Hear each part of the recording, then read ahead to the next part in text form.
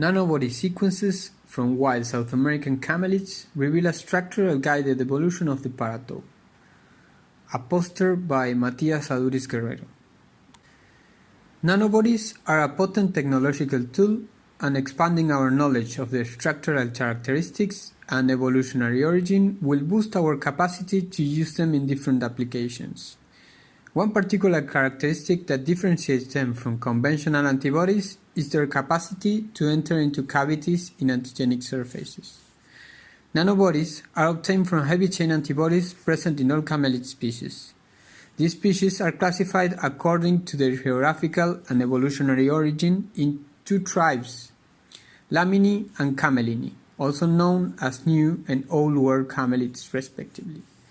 To date, sequences of nanobodies, also known as VHH, from wild species, guanaco and vicuña have not been studied. This species' phylogenetic origin is closer to the common ancestor of all tribes of camelids. Also, these species were not domesticated and could then hold new and diverse populations of nanobodies. Then, the bioprospection of the VHH sequences of wild camelid species can offer new sources of them and reveal the evolutionary pathway that originated the heavy chain antibodies. In order to obtain nanobody sequences of wild vicuña and guanaco, we collected samples from specimens in 4 different sites. Libraries of the antibody cDNA were constructed and single clones sequences were stored in a database for further bioinformatics analysis. We classified the antibody sequences into different groups according to their phylogenetic origin, and with this clustering we proceeded with analysis of the amino acid composition, protein structure, and hinge type association of each group. As we can see from the phylogenetic tree in Figure 1, immunoglobulin heavy chain variable sequences were classified in 5 groups. Group 1 and 2 concentrated all the VHH sequences and were divided into 5 groups indicated with letters for further analysis. The reference llama and alpaca sequences distributed randomly among our wild guanaco and vicuña clusters, marked in orange and brown respectively. This was not the case for dromedary sequences, which formed the monophyletic cluster 1D, marked in green. Particularly in this cluster we found the single vicuña sequence. Amino acid composition of the defined subgroups revealed hallmark conserved positions in framework 2, including an extra canonical cysteine in subgroups 1A to C, which is absent in subgroups 2E and F. Another remarkable difference is the presence of glycine in position 52, which is replaced by amino acids with a bulky residue in group 2 sequences. These findings motivated us to study the association of the VHH sequence group with the CDR3 lengths of our wild species database. We found that group 1 sequences, which have the extra canonical cysteine, associate with larger CDR3s, while group 2 sequences associate with CDR3 length similar to conventional antibodies.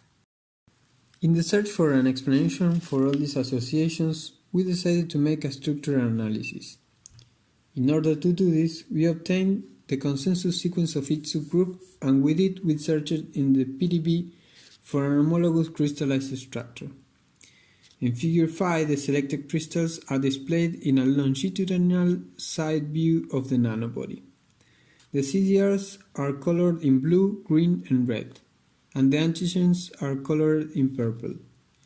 The nanobody homologous to group 1A to C show a lateralized interaction with their antigen, while the other 3 have a greater involvement of the apical part of the nanobody. To get an insight of the interaction, we performed a contact analysis and marked in different colors the parts of each nanobody that act as the paratope. As we can see in Figure 5, the first 3 nanobody, including their paratope, residue from the frameworks. Particularly, they all include tyrosine 66, which pops out to one of the lateral faces of the nanobody structure. Remarkably, what links all these results with the ones presented before is the presence of the extra canonical disulfide bridge, which connects the CDR3 to the end of the framework 2. This connection pulls the CDR3 down and towards the core of the molecule, lateralizing the interaction with the antigen. At the same time, this is mostly possible because there is a glycine in position 52. A bulkier amino acid in this position would crush the CDR3 backbone. Cluster 1D, which belong to dromedaries and group 2 homologous crystals, interact with their antigen in a conventional way using only CDR regions. Finally, as the emergence of heavy chain antibodies in camelids is connected to the loss of the CH1 domain and this is linked to the type of the hinge, we made an analysis of the association of the B gene type with the hinge.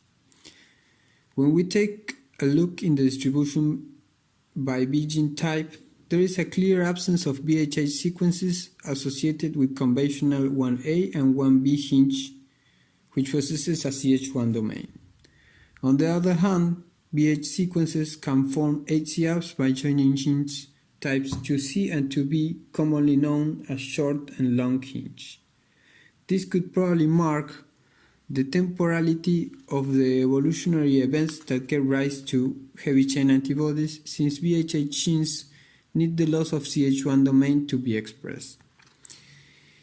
If we observe the distribution sorted by BHH group, there is an uneven association of group 1 with a preference towards the short 2C hinge type. This could be explaining considering a higher freedom of movement of the antibody arms granted by a longer hinge could lower the ability of lateralized paratopes from group 1 BHH sequences. Furthermore, the apical position of the paratopes enable a larger amount of rotational states of the antibody arms compatible with antigen-bivalent binding. On the other hand, lateral paratopes could bind epitopes in angles inaccessible for apical ones.